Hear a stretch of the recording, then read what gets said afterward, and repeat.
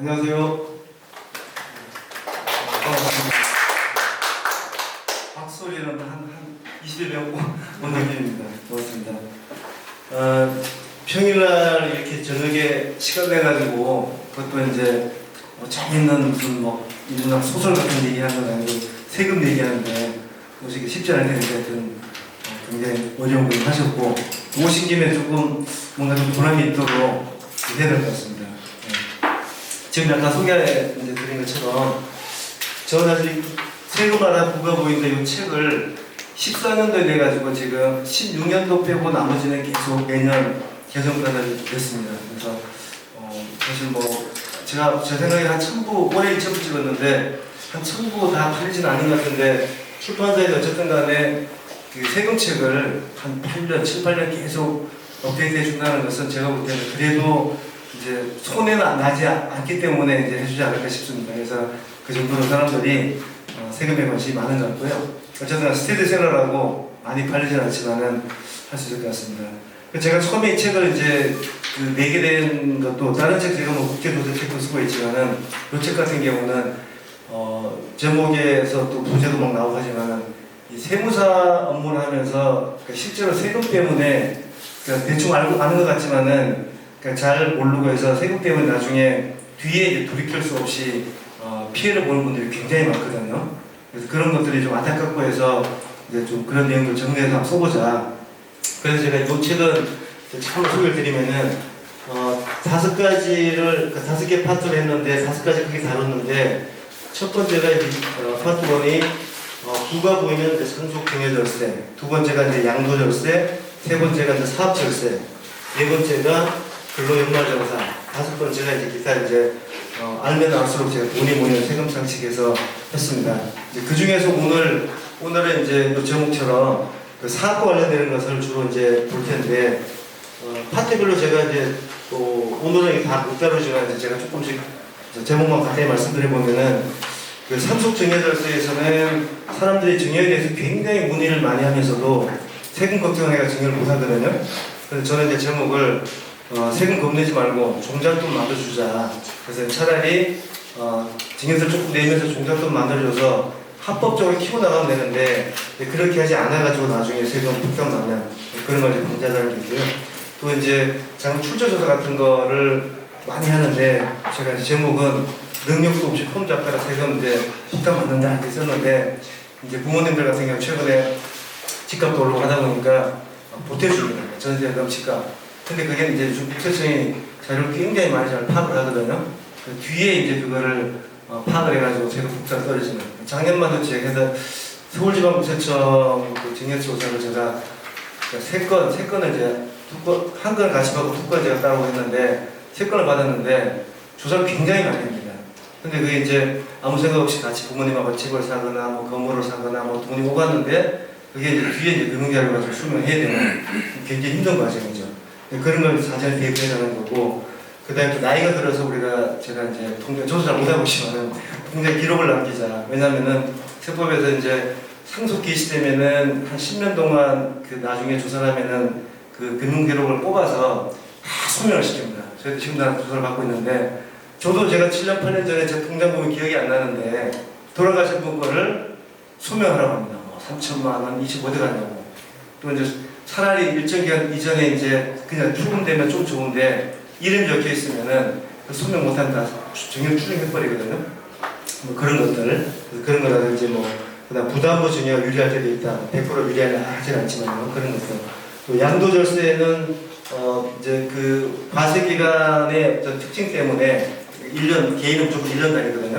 그러다 보니까 오히려 이제 한 해 파는 게 세금을 줄일 수도 있고 늘릴 수도 있고, 왜냐하면 이제 손해 나는 게 있으면 차라리 이익 나는 거랑 같이 팔아버리고 또 어떤 건 이익이 나면 회를 나눠 팔고 이런 것들 그런 거 해가지고 절세할 수 있는 것들, 또 이제 요즘 명의를 공동명의 많이 하지 않습니까? 그런 거 명의를 해서 이제 또 세금 절세하는 거. 그 다음에 주택에 대한 세금 하도 복잡한데 제가 이거는 깊게 다룰 수는 없어가지고 이제 그거에 대한 중과 문제라든가 좀 다뤘고요. 그 다음에 다세대 주택, 다가구주택 이것도 논란이 많은데 그런 부분들. 이혼할 때 저도 최근에 그 외국인 지금 프랑스 친구인데 한국 여자 결혼하다가 이혼하면서 돈을 한 5억 정도를 프랑스로 보내야 되는데, 자, 그럼 출처 확인을 이제 세무서 받아야 되거든요. 그런 걸 해주고 있는데, 그 친구가 이제 그 고등법원까지 가서 재산분할을 해가지고 전 와이프한테 돈을, 명의를 명의 반을 넘겨주라 그러고, 와이프는 다시 이쪽으로 한 6억을 주라 그러고, 근데 그거를 대가가 한 게 있으면은 세금이 좀 나오거든요. 근데 하여튼 잘 의도를 했던지 아닌지 잘 모르겠지만, 하여튼 양쪽 다 재산 분할로 너는 명의 넘겨주고 너는 돈을 주고. 그래서 제가 이제 용산 세무서 가서 처음에 직원들이 이제 의아해하죠. 오늘 세금을 안 낼 수 있냐 그러는데 설명했는데 이제 검토한다고 해서 결국은 세금 없이 돈을 보낼 수가 있거든요. 그래서 이혼하면서도 이제 잘 정리해야 되는 거죠. 그래서 위자료 하면 세금 나올 수 있는 거를 아시겠지만 이제 재산 분할을 하면은 세금 없을 수 있는 건 그런 얘기를 좀 썼고요.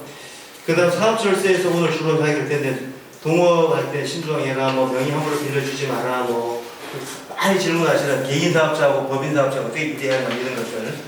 또 그 다음 부가세법, 제가 오늘 피도 눈물 없는 부가세법 말씀을 드릴 텐데 그런 거라든지, 적개비에 대해서도 이제 굉장히 규제가 많지 않겠습니까? 그런 것들.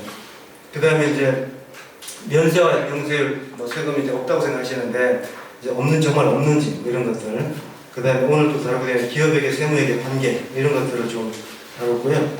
그 다음 연말정산 근로절세는 주로 이제 소득공제, 누가 공제를 받으면 유리할지 이런 것들을 이제 했고, 그 다음에 마지막 파트 5에서는 그러니까 세금 상식인데, 이제 요즘 이제 워낙 BTS 이런 연예인도 많지만은 거주자 비거주자 문제 굉장히 큰 이슈입니다.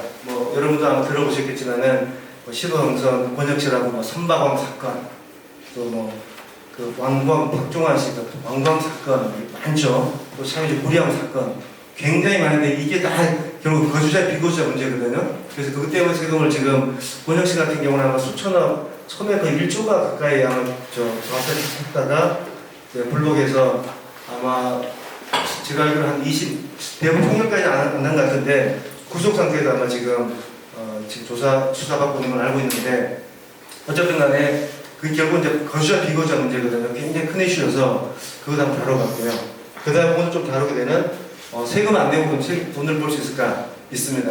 그 얘기 좀 다뤘고요. 그 다음에 또 억울한 부분 또 끝까지 다투고 나가는 불복이 되는 거, 또 세무조사 받더라도 할 만한 해라 이런 것들 쉽지 않거든요. 조사도 저희도 올해 벌써 지금 두 건째 받거든요. 그리고 작년에 한 8건 받고 하는데, 이게 저도 사실 경찰서 잘 안 가서 경찰서 만약에 어떤 일 때문에 가면 주눅 들 텐데, 이제 저희는 국세청이나 세무서는 맨날 일대 왔다 갔다 아무 생각 없이 왔다 갔다 하는데, 일반인들이 아마 조사를 받으시면서 세무공무원이 질문하고 하면 굉장히 이게 비축되거든요. 그러다 보니까 실수합니다.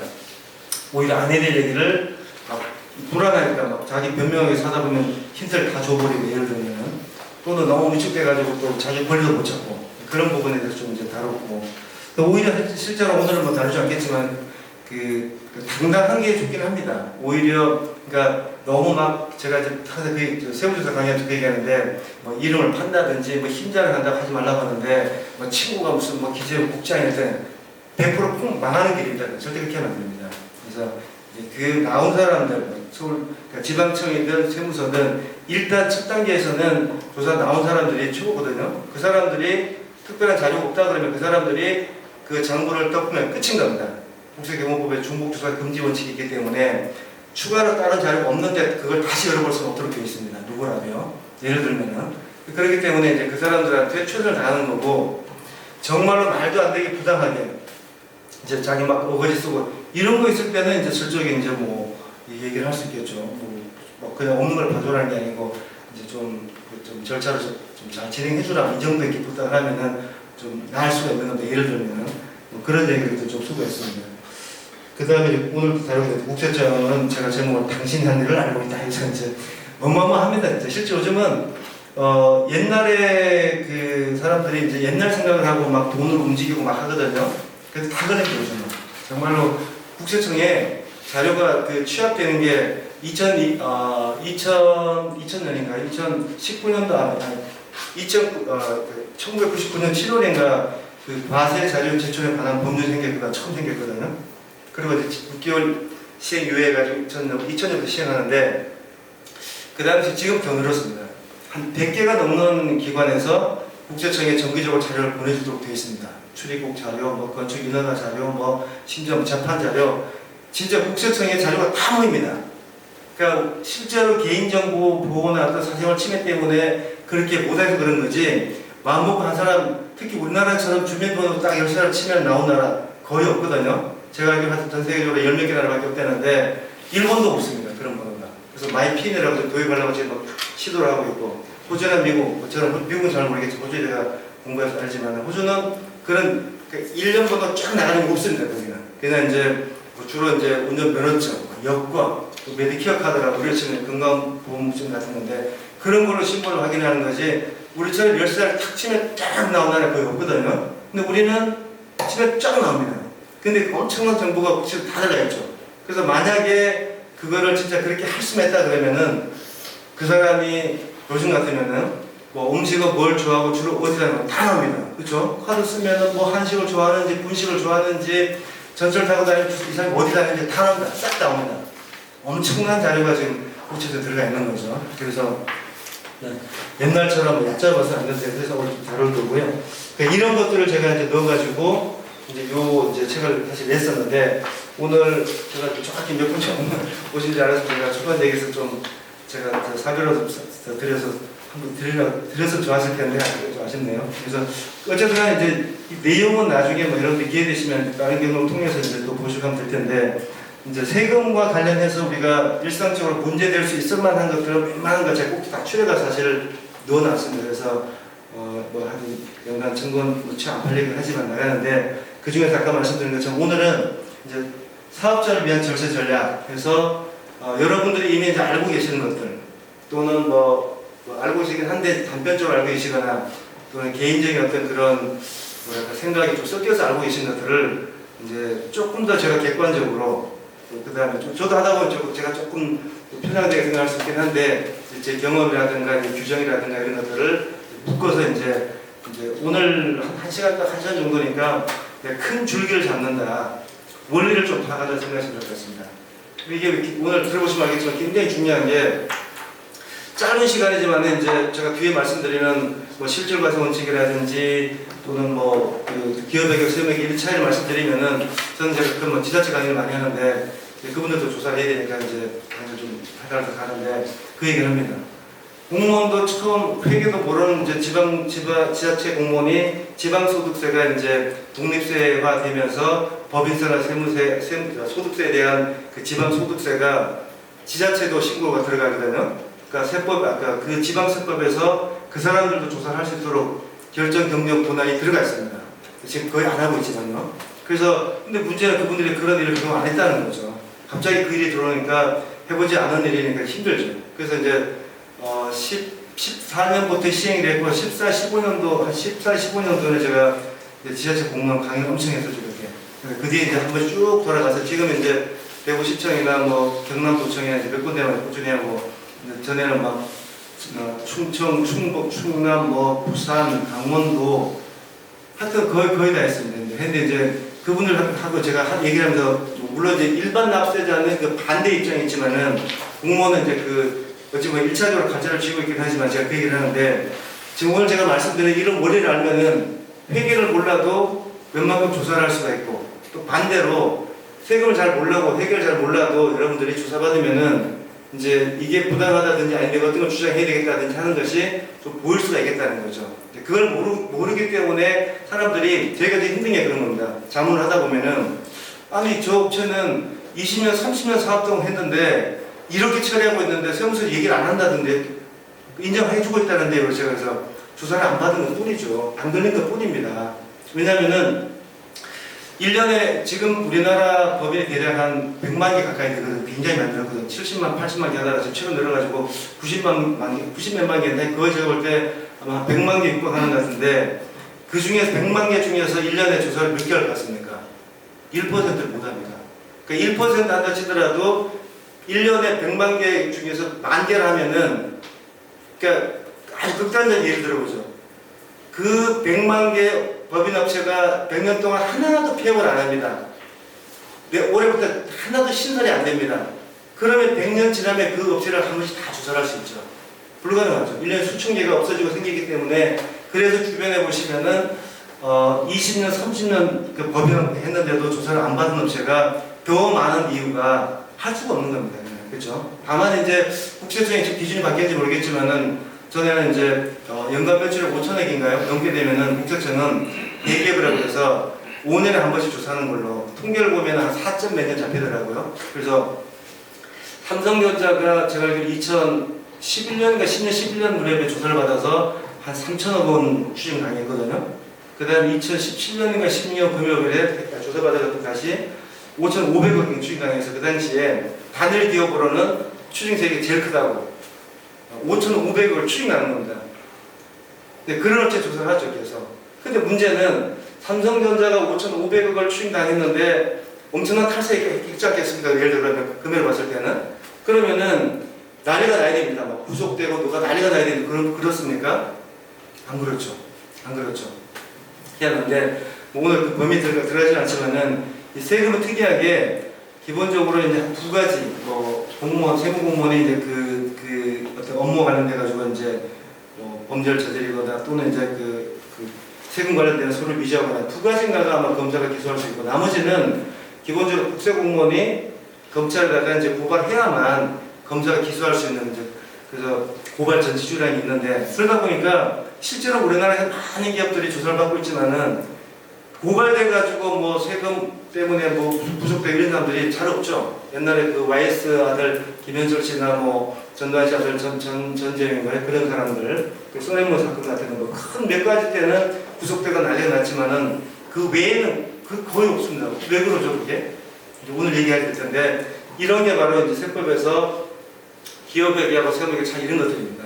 그래서 이제 물론 제가 볼 때는 분석을 안 해도 모르겠지만 삼성전자 같은 경우는 이제 이전 가격이라고 큰 국제조세 큰 원칙이 있죠. 거기에서 이제 아마 그 정상 가격을 이제 얼마를 볼 거냐. 그것 때문에 아마 대부분 세금이 나올 것 같은데 그건 사실은 뭐 탈세라고 한 건 아니죠. 관점의 차이니까. 그러니까 수천억을 추징당하고도 아무도 구속이 안 되는 거죠.